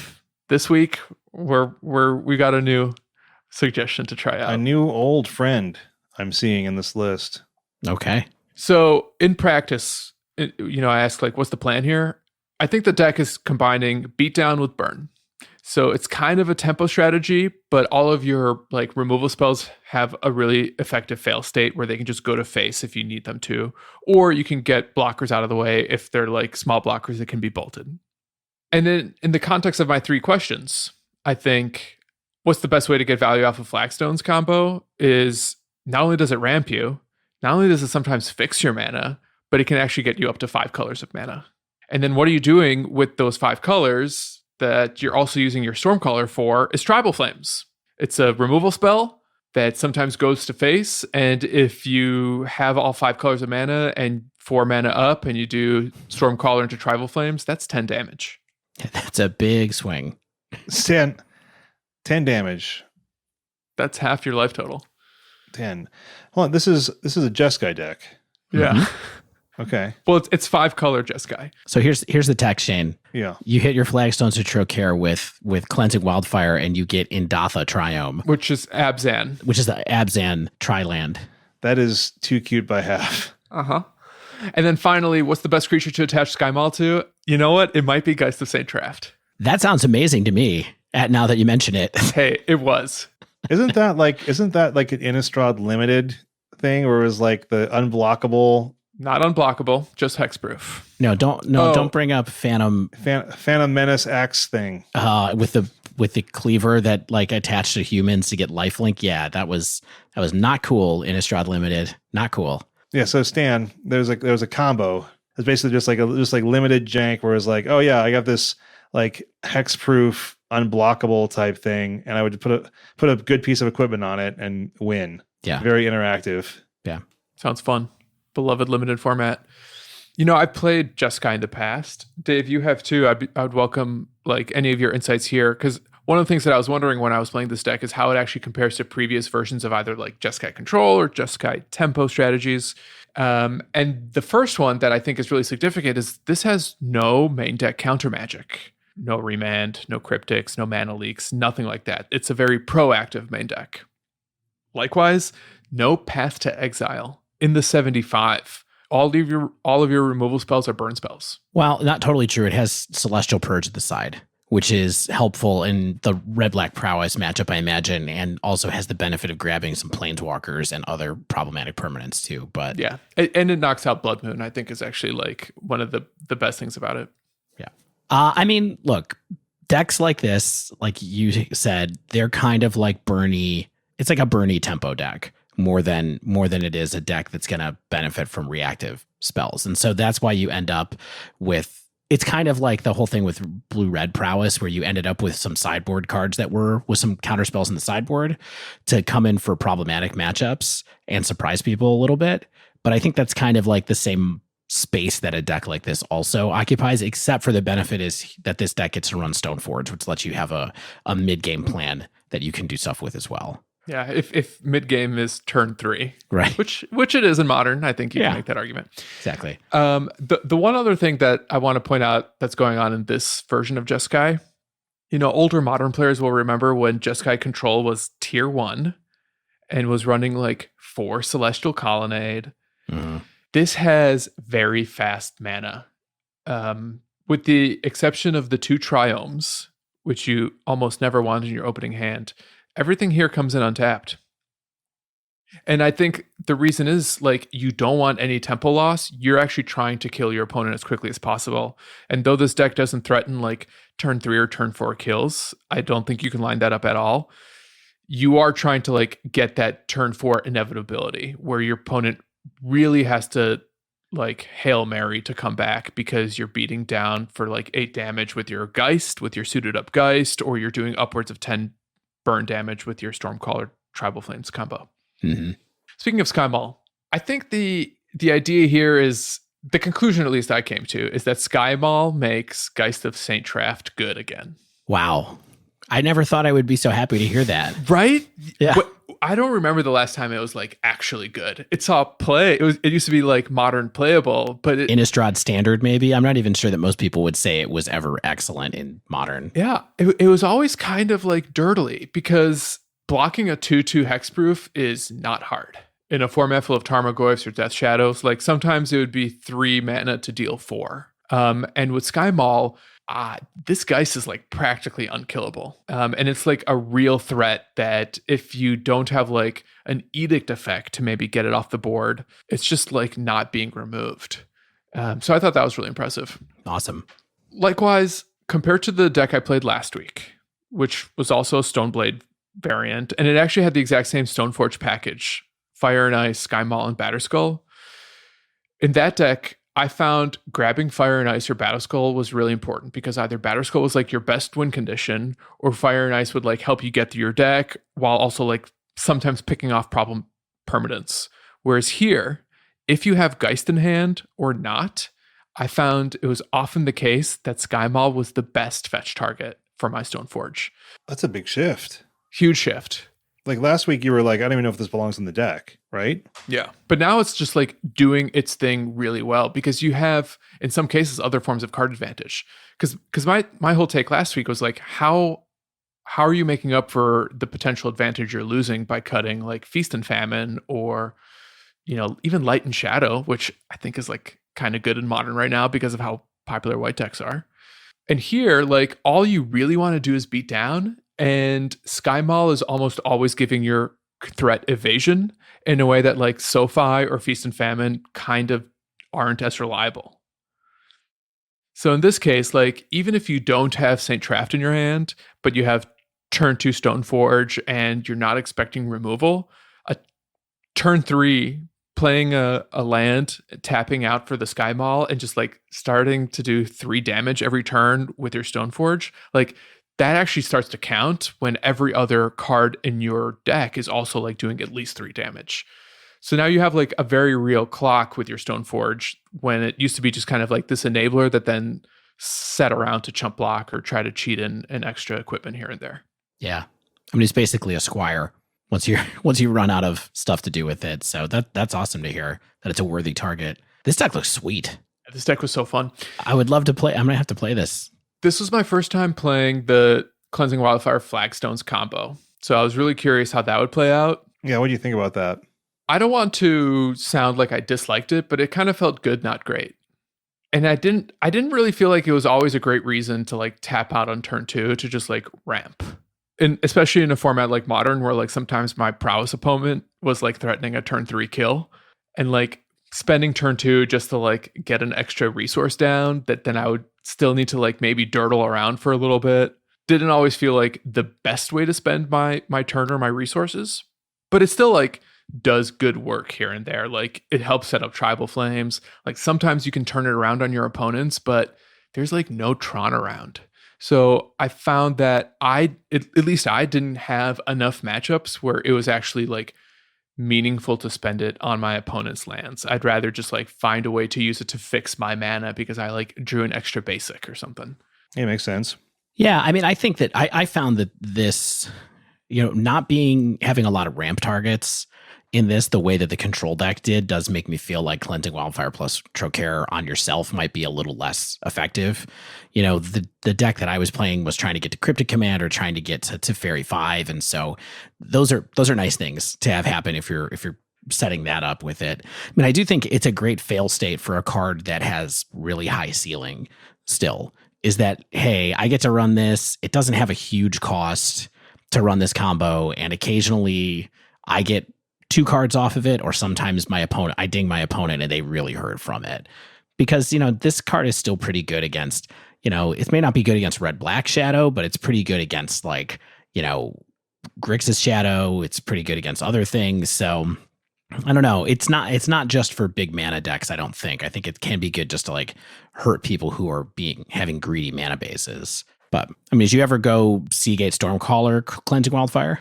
Not on myself. I meant on opponents. No, and I did play against Titan like 3 times in my testing, but that actually felt like a pretty abysmal matchup.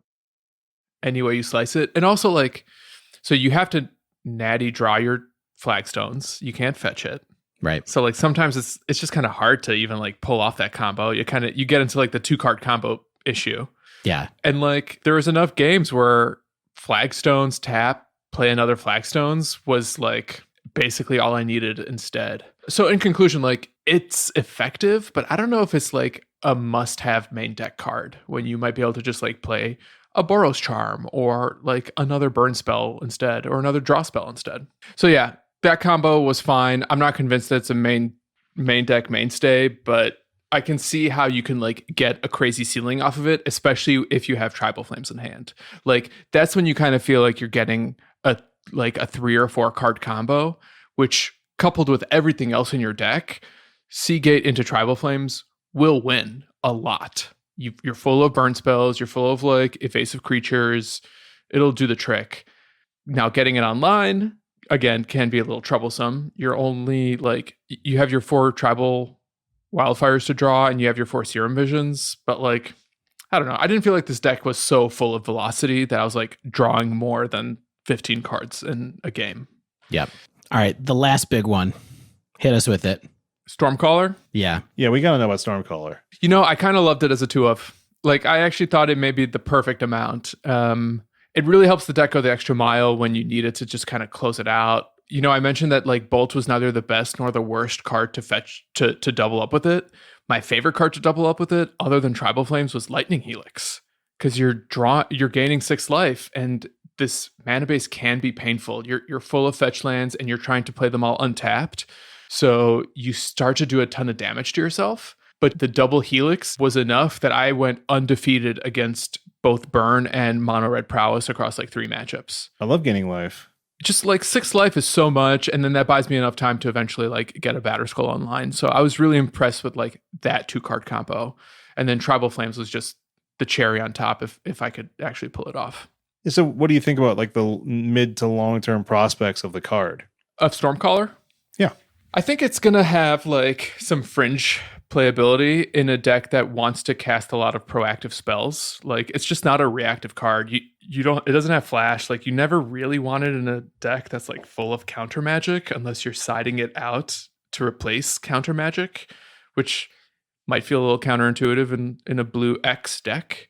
When we were talking about this card, I kind of said that it could help Snapcaster Mage be a more proactive creature. And I sort of saw that in practice here. Whereas using this, playing a Stormcaller, and then casting Snapcaster Mage, and then flashing back something out of the graveyard still doubles up the flashback spell.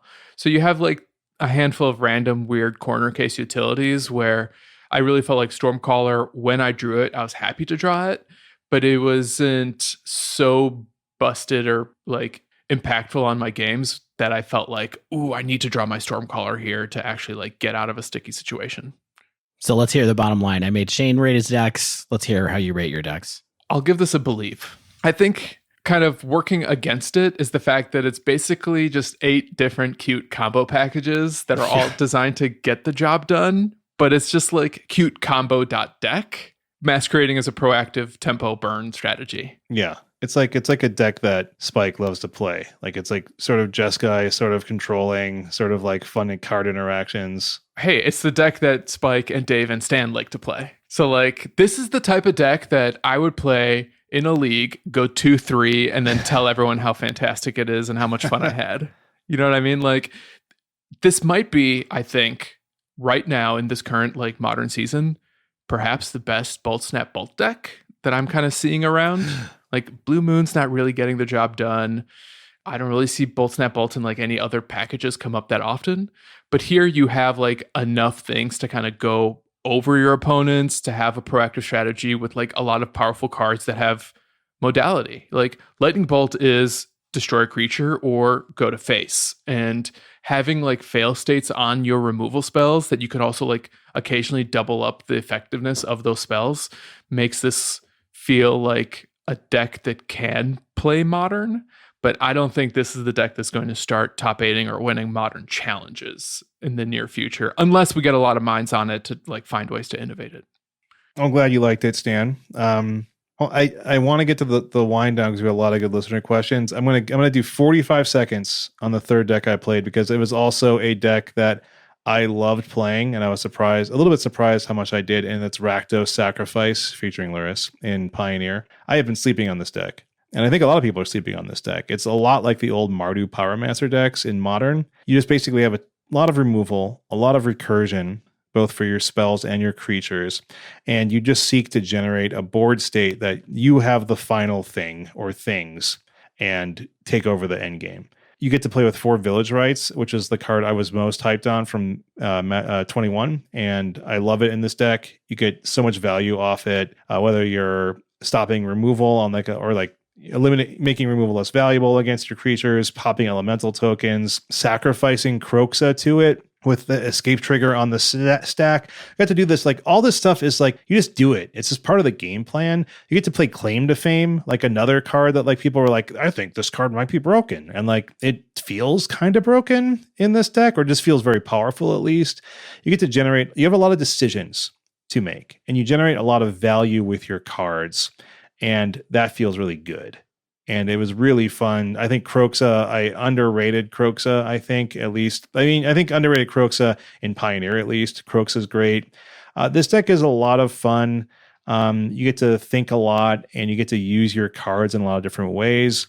And I think that's very cool. I'm so glad you played this deck. I played it a few times too, and I also loved it. Like, if I was at the point where I got to play Pioneer consistently, like, let's say Paper Magic was still a thing and I could play it. Oh, heck yeah. This would be the deck I'd want to play all day. Yes. I cannot wait to sleeve this up and play it, like, hopefully sometime in the future.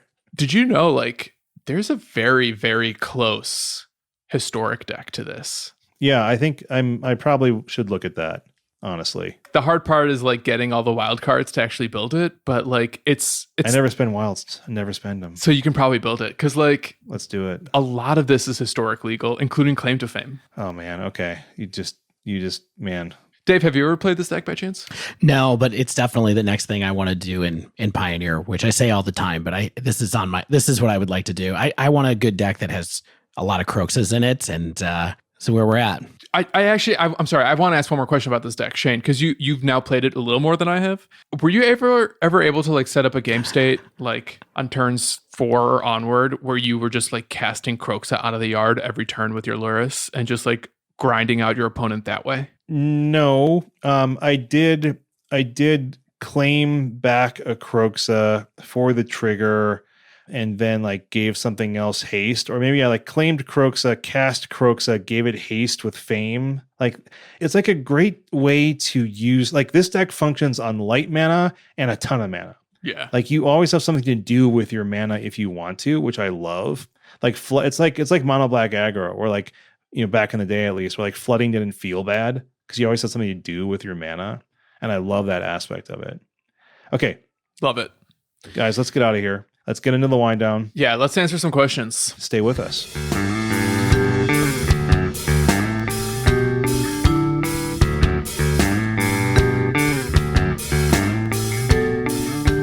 And we're back.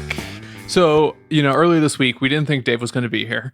So we asked the nation to send us questions so we could fill out time. Dave's here. And you know what, Dave? I will personally invite you to contribute to some of these answers. Oh, great. I'm actually glad. I was going to feel bad that Dave missed a chance to do kind of like a little mini letter, like mailbag type thing. So I'm glad he's here. I'm glad you're here, Dave. Hey, me too. Glad things worked out. I will be the MC of this section. And so the first question that we have from the Grantis Mantis: what is the origin story of the Dive Down? How did you all meet? And what made you decide to make a podcast? Now, we've told this a couple of times, but the details are receding into the mist. They really have. So what's the 2020 version of the How We Met story? What was our meet cute? I think I can handle this one, and then you guys Stan was in our grade school class. He was. I was like a fetus in your class. It's true. All right, here I'll try to share the story, and then you guys can make any corrections that I got wrong. You two have known each other since like kindergarten. Yeah, second and third grade. Yeah, we were in a weird hippie split class, and you're both 10 years older than I am. I met you through some mutual friends in Chicago that I met just like playing Magic in the LGSs. But then we were in this group chat together, and especially Shane and I, maybe Dave too, I know Dave liked Magic podcasts, but Shane and I have a lot of creative ambition. And we were just like, kept talking about like, we should do a podcast because we're talking about Magic all day anyway. We clearly have like a lot to say, and we sort of understand the medium. We could do it. And for months, I want to say for months before we kicked it off, I had this idea to have a Magic show called The Dive Down, but that was like the end of my idea. I was just like, this is a great name for a podcast. We'll let marketing figure out the rest. Yeah. So I got to the point where I was just like, we got to do this. Well, let's call it The Dive Down. Let's grab. I don't really remember. I think I grabbed people who I thought like would be interested. I grabbed Stan and Zach, and I think this was at a bar, so it might be maybe some beer thinking was involved here.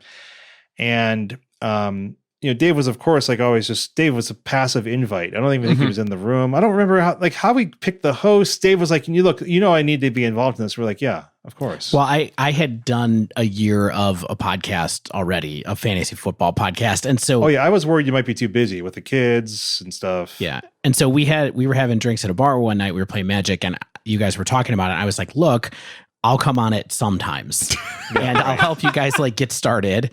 And like, I could be helpful because I've done podcasts, so I know like what it takes to get one out there and like do the art. And so help us like work that out. And then if you look at the subjects of the first episode, I had been playing a ton of Is It Phoenix at that time that we decided to do that first episode. And also we had this epic group chat where we talked about Thought Scour. The first episode is about Thought Scour, and we talked about Thought Scour and did all this discussion about how it's not hurting you to thought scour yourself, like all these things. And so this kind of stripe of like, hey, we want to try to like explain things from our perspective and try to fill in a gap between some of the pro players that don't talk about really basic concepts and the fact that we're like not good Magic players who are trying to figure it out ourselves is sort of like what the kernel of the actual editorial voice of the content ultimately came from. And then this idea of let's pick up a deck and try to figure out how to do it ourselves was an extension of that. And that's where the actual dive down sections came from. So it was pretty organic in that way, but it's worked out nicely. So J Seeds asks us, who taught you how to play Magic in the very first place? How wrong did you/they have it? Now, the funny thing about this question is that... Is this a plant? J Seeds is the person who I learned to play Magic with in the very first place when we were 14 years old, in between freshman and sophomore year of high school. So J Seeds is a guy that Shane and I have known forever, and was, in fact, the first person who I played Magic with. And we learned Magic from the revised rule book that came in the starter decks, and also by asking questions on Usenet. And the first few games, we had it very wrong, but including thinking that creatures did not like get their toughness back at the end of a turn and things like that. So Hearthstone. So, yeah, it was kind of Hearthstone. You did use like little beads on them? We tried, and then we were like, wait, this isn't even in the rules. So that's the irony of that question. But Shane, Stan, what's your answers here? Hold on. You guys know J-Seeds? Yeah. I had no idea that that was a patron from your youths. Yeah, I've known him since like high school. So Jonathan is his name. I hope I didn't just dox him. He went to middle school with me and Shane. High school, we went to college together. He was my roommate in college. Yeah. We all studied graphic design together. So A lot of overlap. I actually don't remember who taught me to play Magic. I went to like this card, like it was really a sports card store, and people were playing that like in like 95, and I just sort of like fell into it. And I don't like, someone there must have taught me. And I don't remember what I had. Well, here's how wrong did I have it? I had it very wrong because my decks were terrible. I think like the rules, I think I understood. I had no idea how to value anything. You know what I mean? Like I had no idea how to value certain creatures or certain cards or spells or land bases or anything like that. So, I had it very wrong. And I also had it very wrong because I sold all my stuff like after the summer of 95. I don't think I had anything of value, but I should have kept playing my entire life. yeah, don't start with me about selling stuff in 95. We'll say that for a different questions. Stan? I learned twice, right? Like I learned when I was in 7th grade. A dude who lived down the street from me named Devin Sherman taught me. Thanks, Devin. Thanks, Devin. He was like the first true punk dude I ever met. And then he and I remained friendly in high school. By then I was more punk as well. Still am, really. I don't think we got the rules that wrong, to be honest, because I carried that into high school when I was like, my high school had a Magic the Gathering club that I was eventually bullied out of because, sometimes Magic players are not very inviting or inclusive. So I gave it up for like a decade, but then I repicked it up with my buddy Nathan, and he and I kind of like taught each other. So yeah, I think we had a pretty good aptitude from the beginning. I don't ever remember caring about mana burn though. So maybe I was doing some things wrong, or maybe it just never came up. It's a hard thing to care about. There weren't a lot of times where it came up, which is why they got rid of it. Next question from Jason. What is your favorite sound? So he is trying to go James Lipton on us here with this one. Stan, why don't we start with you? It's so hard to pick one. Can I cheat and just like What? rapid fire a handful? Sure. Yeah. I mean, the sounds my cat makes, like Yeah, that's a good one. when he makes like a little chirp because he's like jumping from the floor to the bed, go, oh, sounds like a little pigeon. That's a good one. I love the clack clack of a really good keyboard. That's a satisfying sound. Mm-hmm. Are you a cherry red, cherry black? No. Orphan Black? No. What else? Sounds like you're like a laundry list. There's like ambient piano music that I really like. Those are some good sounds. Dave, did anything come into your head? Your favorite sound? Like this was a hard one for me. These questions were for you guys. Oh, okay. From the listeners, if you remember. You know what sound I love and hate is my coffee grinder. It's extremely loud, but I know what that means. It means I'm about to make some delicious, roll that beautiful bean juice into the cup. I do love. I mean, this is like so generic, like frying up onions. It's like the most generic. That's like, oh, like you're cooking something that smells great. It's like, yeah. Also, like it sounds great because I know, like again, I love cooking onions. They're so good. Yeah, that's true. This isn't a song about music, but there's this one, or this isn't a question about music, but there's this one song that's on Spotify called Dance PM by Hiroshi Yoshimuro, which is just like this very ambient, chill piano melody.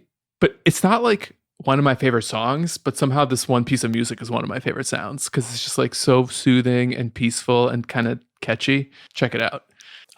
One of my favorite sounds is the sound of silence because I am the father of 2 small children. And so when I am in my house and everybody's asleep and I just finished 5-0 in another league, not really, and it's silent in my house, I like that quite a bit. Silence is rewarding. Okay, next up. I just remembered one. Okay. So you know how I just got married and I'm wearing like a wedding band for the first time. I don't wear rings. That clacks on stuff now. Yeah, like it clacks on stuff. And it's fun. I kind of love that sound. It fills me with some warm fuzzies. Yeah, this is like a sentimental side note. I used to ride motorcycles, right? And I would of course always wear gear, which is why I'm still alive after being in 2 motorcycle accidents. And part of the gear are gloves. Every time I would remove my gloves, I would always check for the wedding ring on my finger. And I miss doing that because it was always like, yeah, I remember that. Yeah, I am married and I don't want to lose my ring. And it's always there. And it's kind of fun. That's my sentimental story. It's a nice moment. I'm going to put it in my next short story. It's a good set piece. Yeah, exactly. Lou asks, what, if any, other formats are the three of you exploring? What do you like and dislike about them in contrast to modern? Now, Lou said 2 of you, but I'm going to add you, Dave. Yeah, well, I added myself. Sorry, Lou. Hope you don't mind. Are you exploring other formats? Should we be exploring historic? I would note that I am not, because I am just keeping up with modern and occasionally thinking about Pioneer. Historic is third on my list, but I haven't gotten to it. Probably won't for a while. So Stan, you went mythic and historic a few months ago. Have you been doing any standard or historic on Arena, or are you taking an Arena break like I am recently? I haven't touched Arena since I got back from my honeymoon. And part of that is because I just don't want to rediscover historic with the addition of Zendikar Rising. Also limited time. I play other games. I just don't play other Magic formats right now. Though I would. And standard is the tournament for the Mana Traders series in October. Yeah. I'll probably try to jam some standard games on MTGO when that happens, just because I like that tournament series. But I can't say that I'm really exploring or trying to understand other formats. Yeah, I'd say the thing that all of us are exploring, other than outside of Magic, outside of Pioneer and Modern, is Slay the Spire, Hades. I was doing another sort of adventure roguelike called Children of Morta. I like the compartmentalization of rogue style games, where you're just I'm going to do this run. It might take 20 minutes. It might take an hour, but that's the individual nugget of game. And I don't have to remember the story when I come back. I have to remember, where was I in Final Fantasy 17 again? What's going on in The Witcher? What are you doing, Witchman? Toss a coin to your Witcher. Oh, Valley of Plenty. I know you guys have been doing the Slay the Spire on the Switch.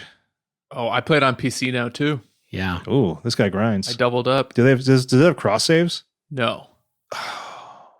That's kind of a bummer. I mean, honestly, what I've been doing is all of quarantine is 3 things for recreation. It's been 4, I guess. I did Animal Crossing for a while.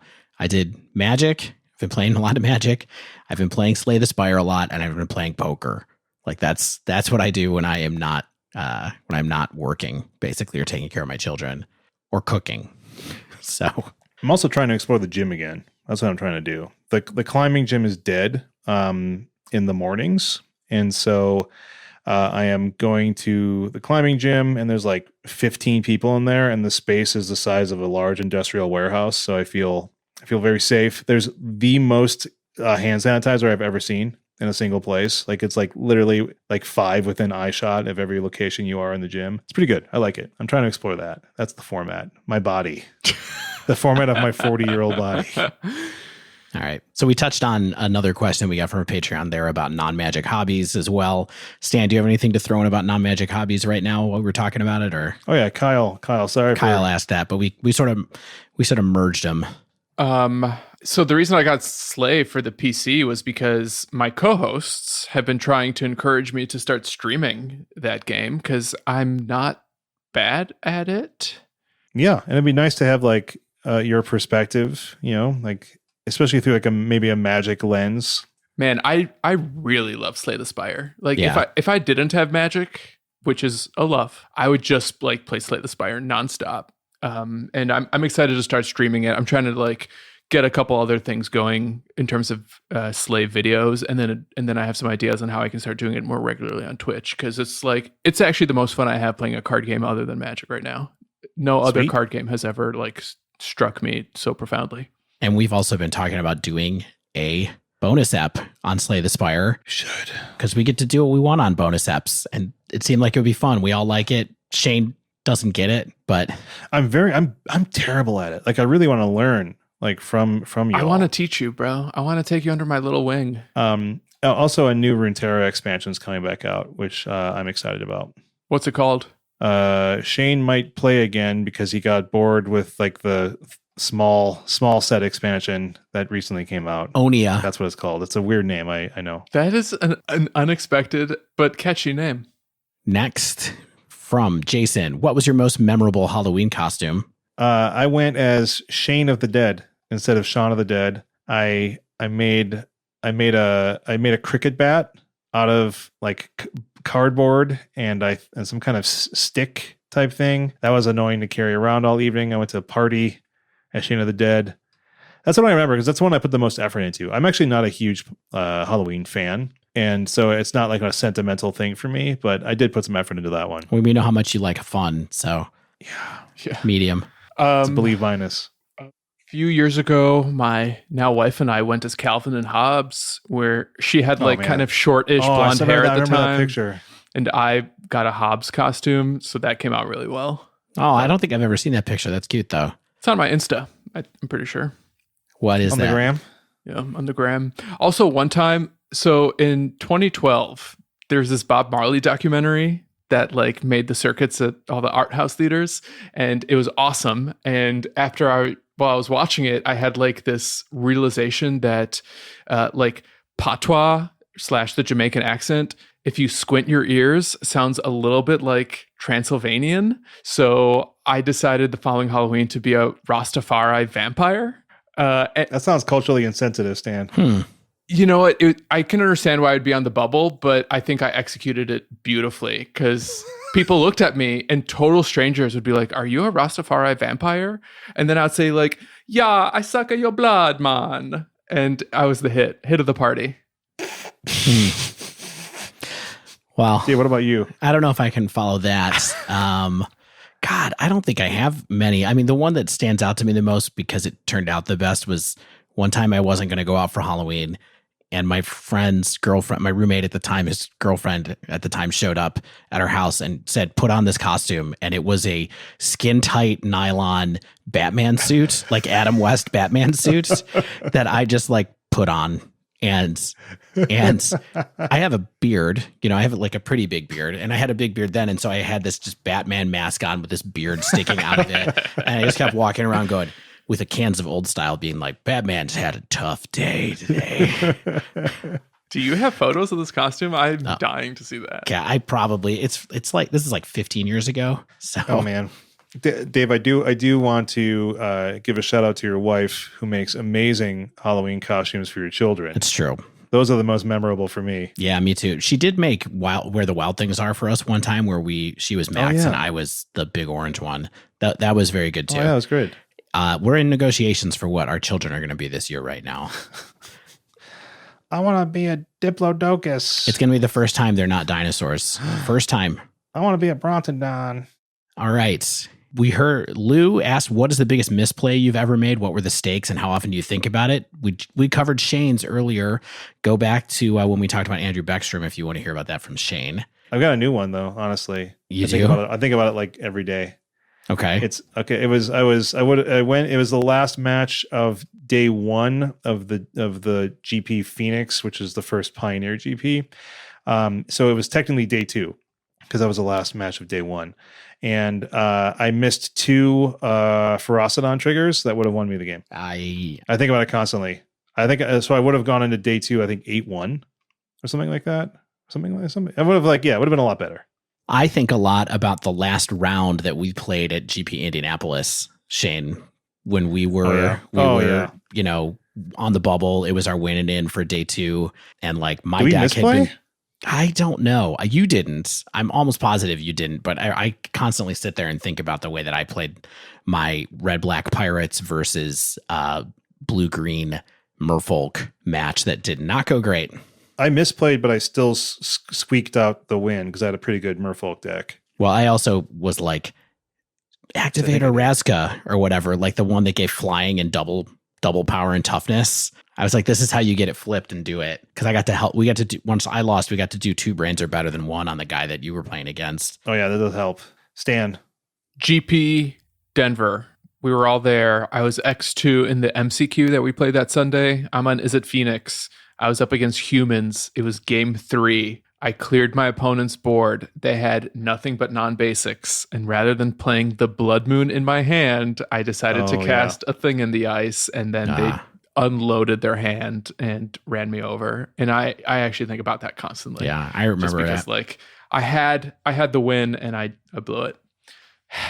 Sucks to suck. Kyle asks for our last question. what are the favorite LGSs you've been to in any city? The favorite places you've traveled for GPs? Because Kyle misses playing in paper. Besides your father's store, Dave. I was going to say Compendium Collectibles, Rocky River, Ohio, approximately 1995 to 2006. Check us out if you ever get in Bill and Ted's Time Machine. 11 years. That's a good run. I really like there's a Portland game store, and it's really large. Is it called Armada or something like that? That sounds right. It's Guardian Games. Okay. So Guardian is huge. There's people of all ages there playing. They have like Pokemon and a really good singles collection. They have an adults only area where there's like a bar and you can game there. There's a good vibe. It's got a good feel. It feels open and accepting. And I think that's an awesome LGS. I also really like my LGS here in Denver. I think Mythic Games is awesome. They got good owners, good employees, good crowd of people. So I'd always suggest that if you come into town. Stan? To Klarven, my favorite place to play in Amsterdam. I've played there multiple times now, like across several different visits to Amsterdam. The players are awesome. It's a board game bar. So, and they have a basement for their Magic tournaments. Like I did a modern FNM there. I did a pre-release for Throne of Eldraine when that came out in January. I did a Pioneer FNM there once. Like basically all the good formats. I miss Amsterdam so much. I should have stayed. I never should have come back. Things really went downhill after you came back from Amsterdam, didn't they? Really did. Man, it's a tough one for me. So I am going to stick with the answer of the store that my father had that's I played with. I mean, I respect and like the stores in Chicago a lot. I just don't get to go out a lot. So shout out to Dice Dojo for fighting the good fight. It's not an easy business. So I like that store for patronizing Magic in Chicago. But yeah, I got a warm place in my heart for the place that I spent my teen years. So, maybe I'm very lucky, but I can't say I've ever had like a truly seriously negative LGS experience anywhere. And like, I know not all stores are created equal. And like in certain communities that have several, like you're going to pick your favorite, either it's because of the community or the proximity. But like, I don't know, the years that I've been playing Magic and like trying to get out there and like try different shops out, I've had a pretty good go of it. Like across cities, across stores in Chicago, like we've cultivated a pretty nice community, I think, as Magic players at large. Yeah, I would agree. All right. Well, that wraps up this week's show with the surprise guest appearance from the Godfather, Dave Harbarger. I'm glad you were here, Dave. Me too. It would have been weird to do a week without a show. Yeah. I didn't formally introduce you at the top of the episode, so I hope the listeners realized who you were. This is your first episode. Yeah. Listen to some back catalog. Yeah.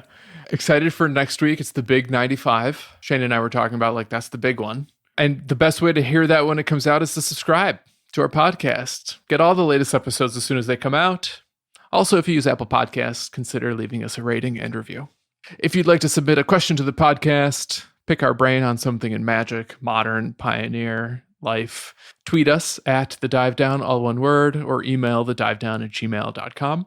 If you'd like to support the show, you can do so via our Patreon at patreon.com/thedivedown. We've got FNMs up and running. We'll have another one the day this episode comes out. Maybe, just maybe, you can get into it if you become a patron first thing Friday morning. Mm-hmm. You'll have to talk to Ben, our tournament organizer. I'm actually going to play in this one, I think. You can also support the show while getting better at Magic and playing MTGO with a Mana Trader subscription. Thanks to Mana Traders for sponsoring The Dive Down. If you sign up for Mana Traders using promo code The Dive Down, all one word, you will get 15% off your first 3 months of a rental subscription. So check that out. We're big fans of it, have been since before we were sponsored. Can't recommend it highly enough. As always, special thanks to the bands Nowhere and Spaceblood for letting us use their music. And until next week, get out there and stay tuned for episode 95 to find out.